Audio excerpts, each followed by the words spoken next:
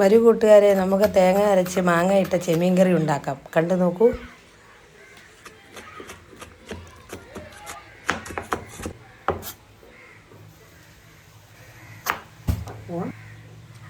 എണ്ണ ഒഴിച്ച് നമ്മൾ അതിലേക്ക് ഇഞ്ചി വെളുത്തുള്ളി ഇട്ട് അതിന് ശേഷം സവോള ഇട്ട് വഴറ്റി ശകലം ഉപ്പും ഇട്ട് തക്കാളി ഇട്ട് വഴറ്റി മഞ്ഞൾപ്പൊടി, മല്ലിപ്പൊടി, പെരിഞ്ജീരകം, മുളക് പൊടി എല്ലാം കൂടി ഇട്ട് നമ്മൾ വഴറ്റിയെടുത്താൽ ആദ്യം.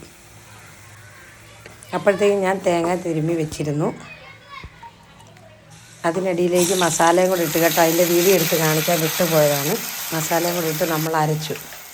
അപ്പോഴത്തേക്കും ചെമ്മീനും മാങ്ങയും മഞ്ഞൾപ്പൊടിയും കൂടി ഇട്ട് നമ്മൾ വേവിക്കാൻ വെച്ചു ഉപ്പിട്ട്. അതിന് ശേഷം അരച്ച് വെച്ച അരപ്പ് ചേർത്തു. ആവശ്യമായ വെള്ളം ഒഴിച്ച് തിളയ്ക്കാൻ വെച്ചു. അതിന് ശേഷം പാനെടുത്ത് വെളിച്ചെണ്ണ ഒഴിച്ച് ഉള്ളിയും കടുകും എല്ലാം കൂടി ഇട്ട് മൂപ്പിച്ച് വെച്ച് വറ്റൽമുളക് വരെ ഇട്ട് അതിന് മുകളിലായിട്ട് ഞാൻ വിതറുന്ന ഉലുവാപ്പൊടിയാണ് കേട്ടോ, ഉലുവാപ്പൊടി. അടിപൊളി ചെമ്മീൻ കറി തയ്യാറായിട്ടുണ്ട്.